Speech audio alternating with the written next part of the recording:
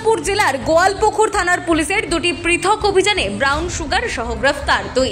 জানা গিয়েছে বৃহস্পতিবার রাতে গোপন সূত্রে খবর পেয়ে গোয়ালপুকুর থানার পাঞ্জিপাড়া ফাঁড়ির লিচু বাগান ও পাঞ্জিপাড়া 27 নম্বর জাতীয় সড়কে অভিযান চালিয়ে দুই ব্যক্তির কাছ থেকে প্রায় 620 গ্রাম ব্রাউন সুগার উদ্ধার করে পুলিশ। অভিযুক্তদের মধ্যে একজন বিহারের বাসিন্দা, একজন গোয়ালপুকুর থানার পশ্চিম বনবাড়ি এলাকার বাসিন্দা বলে জানা গিয়েছে। অভিযুক্তদের আজ রায়গঞ্জ আদালতে পাঠিয়েছে গোয়ালপুকুর থানার পুলিশ বলে সাংবাদিক সম্মেলন করে জানিয়েছেন ইসলামপুর পুলিশ জেলার অতিরিক্ত পুলিশ সুপার ডেন্ডুপ শেরপা। এই বিষয়ে ইসলামপুর পুলিশ জেলার অতিরিক্ত পুলিশ সুপার ডেন্ডুপ শেরপা জানান, রেড করা হয়েছে আর অনেকটা ব্রাউন সুগার ধরা পড়েছে, তো সেটা নিয়ে একসঙ্গে আমরা প্রেস মিট করেছি আজকে। প্রথমে বলে রাখি, টোটাল 4টা কেস হয়েছে।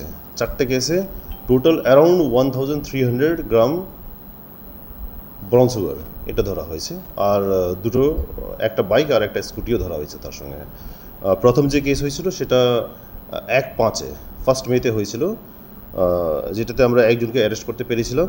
এটা হয়েছিল আপনার গোয়ালপুকুর সোলপাড়া ডাঙ্গি যে আছে ওখান থেকে হয়েছিল। একজন এনামুল হক বলে আছে, ওনার বাড়ি থেকে হয়েছিল।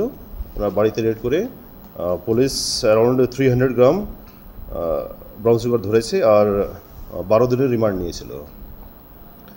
তারপরে আমরা আর কিছু তথ্যগুলো পেয়েছি ওটা আর ইনভেস্টিগেশন চলছে। উত্তর দিনাজপুর থেকে অনুপ জয়সওয়ালের প্রতিবেদন, নিউজ টুডে।